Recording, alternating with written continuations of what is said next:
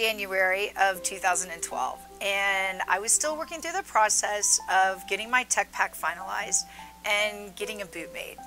I learned about Outdoor Retailer, and it's basically a really big trade show for outdoor products, and it's in Salt Lake City. What I decided to do was fly to Salt Lake and go to this trade show, kind of see what the whole thing was all about. I'd never been to a trade show before. So I actually had these t-shirts made up, and the t-shirt said, "Ask me where I'm stashing my Pakems," hoping that maybe people might stop me and ask, which they did, but I didn't even have any Pakems to show them. Like, I don't get the shirt if I didn't have any Pakems, but anyhow, at least I got to talk to folks about it. So right before I left for the Outdoor Retailer show, I ended up filing a provisional patent, because it was really the first time I was going to get out there and talk about my idea to a bunch of folks. So I did file a provisional patent. So I flew into Salt Lake, walked into the Salt Palace, and walked around and was blown away by how big the booths were. I mean, every booth I looked at was bigger than my condo. I had no idea how I was going to compete against these big boys. So I turned around, walked out, sat down. So I thought, all right, mine's different enough. And you know, it's not so bad that a big company has a packable shoe. What I decided was Pakems are really unique. I started to think about all the attributes that Pakems had. They are insulated. They have a really comfortable EVA midsole and a rubber sole. And they pack down into a super low profile. And the other thing I thought about was I created mine to be carried in a bag. So the shoes actually are sold with the bag. So I lifted my spirits up.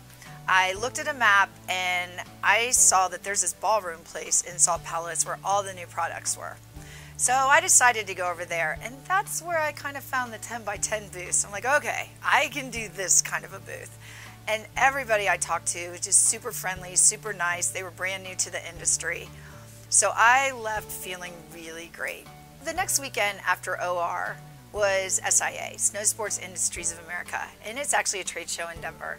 So I went to that as well to try to network and talk to folks about Pakems. So while I was at the show, I finally got an email, and it had the first picture of my boot, Pakems. And it was horrible. It looked so bad. I was pretty dejected.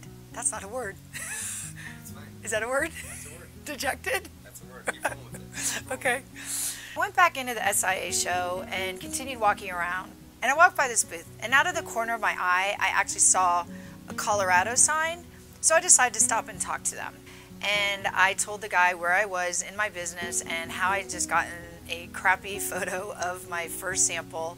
And he said, right there is a guy you need to talk to. And it was Eric Speck. So I talked to him, and he became my hero. After the show, we sat down, started talking about, okay, now we need to get the boot made at another factory, but let's get it going. I heard some good things about Leon, Mexico. Why don't we give that a try? Thought, you know, I like guacamole and cerveza, sounds good to me. And it was easier to get there. We were almost in the same time zone, so I was all in for Leon. So what Eric did was sent my tech pack to a factory there.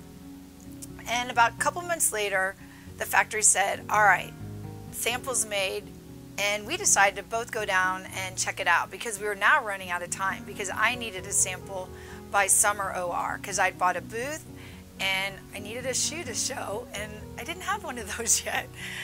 We went to the factory and we walked in, and in the meeting, the guys ended up taking out 2 pieces of paper and they said, here's your shoe. They hadn't gotten any further than actually stapling a couple pieces of fabric to our tech pack, and there wasn't a shoe. So Eric and I were super discouraged. Literally got back in the car and said, all right, Limon, please take us to the airport. Limon was our translator, our taxi driver, and lo and behold, his dad was in the footwear business. So he knew a lot about the factories in Leon. He said, what we'll do is we'll find a shoe store with shoes that you like, and I know the factory that makes those shoes, and then I will call them. Sure enough, the first store we went into was Cream Soda, which I thought was a good sign. It was American. It did have a skull and crossbones as their logo, but I ignored that part of their sign. So I ended up meeting with the owner of Cream Soda. and he agreed to take on my project. And that was another thing that was really hard in this business, was that a lot of factories don't like to take on new products and startup company. You know, I felt pretty lucky that this factory would take on our project. So Eric and I left Lyon. And the one thing I'll never forget was that plane ride back. Eric basically told me what all I really needed to do before I got to OR, which was now about a month away. And it just seemed overwhelming. I thought, you know, what am I doing? I can't do this. There's so much to do. And we got a call about 2 weeks later from the factory, and they said the shoe was done. I was really hopeful that it was done because we were really running out of time now to get any samples by Outdoor Retailer, which started at the 1st of August, and this was already the middle of July. And lo and behold, we did finally have a shoe. It was so exciting to get to see this idea I came up with and something that was put on paper, and now it's a real physical thing that I can hold, I can see. The only problem was that it was a piece of crap, but at least we had a starting point. So 2 weeks after leaving, right before the Outdoor Retailer show, I got my second sample. It didn't really get better. I think it got worse. So right after that, I got on the phone with Eric and actually Mike Valvano, who is a guy that I'd hired to help me come up with colorways.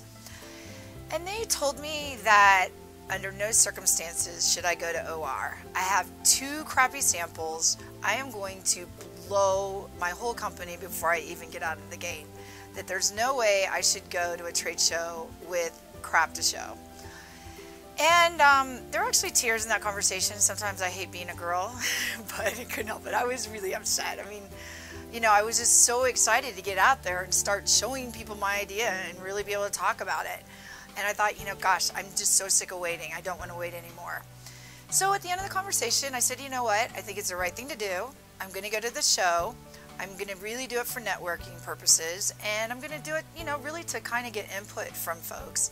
And I really just want to see if people think the idea is good or bad. So I got off that call feeling pretty good about it until I walked into the other room. I saw my shoe sitting on the table, and there was a mark on it. And Bodie was standing there. And I said, Bodie, do you know what happened to my shoe? Okay, Mom, I was frustrated because you weren't listening to me. You were on a phone call, and I drew on it. I'm like, okay, Bodie, thank you for telling me the truth. I accept your apology. And this was Friday before OR, leaving on Monday. So Monday I left for Outdoor Retailer show. My only hope was that I was going to get one more sample in Salt Lake. That was the plan. Actually, the Lyon factory shipped the shoe to Salt Lake, and I did get it the day before the show started. So here it was, Friday before the Outdoor Retailer show, with my clown boot and my shoe that I have a marker on it. So stay tuned to see what happens next.